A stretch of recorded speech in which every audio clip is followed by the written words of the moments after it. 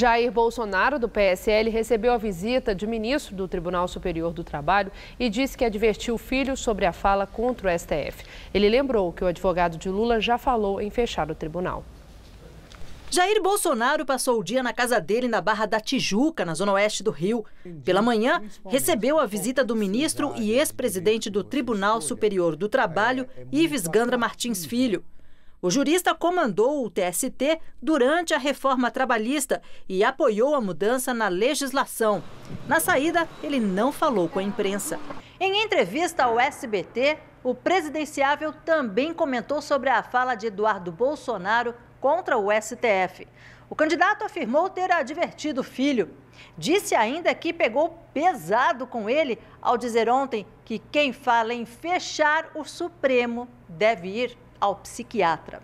Eu já adverti o garoto, é meu filho, a responsabilidade é dele, tá? Ele já se desculpou, isso aconteceu há 4 meses, ele aceitou responder uma pergunta que não tinha nem pé nem cabeça e resolveu levar para o lado desse absurdo aí.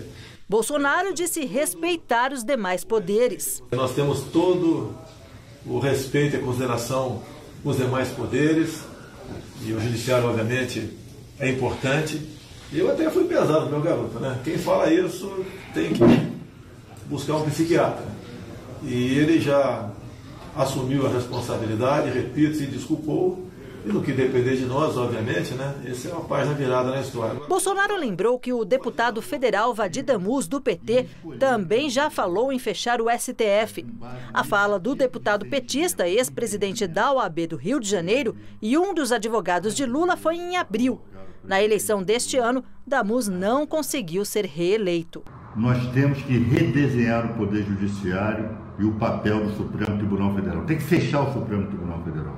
Nós temos que criar uma Corte Constitucional de guarda exclusiva da Constituição. E além da entrevista ao SBT, o candidato do PSL recebeu também a visita de um grupo de evangélicos da Igreja Assembleia de Deus. Os religiosos entregaram a Bolsonaro um documento no qual dizem que são contra o aborto e a favor da formação familiar tradicional, da educação pública sem influência ideológico-partidária. Os evangélicos também pediram combate ao crime e à corrupção, ao tráfico de drogas e sua descriminalização. O senador Magno Malta, do PR do Espírito Santo, que não conseguiu se reeleger, também estava no encontro. O deputado Vadir Damus, do PT do Rio, reconhece que foi infeliz ao usar o termo fechar o STF. Segundo ele, o verbo correto seria substituir. O parlamentar refutou a comparação de sua frase com a de Eduardo Bolsonaro. Afirmou que a discussão foi no plano doutrinário.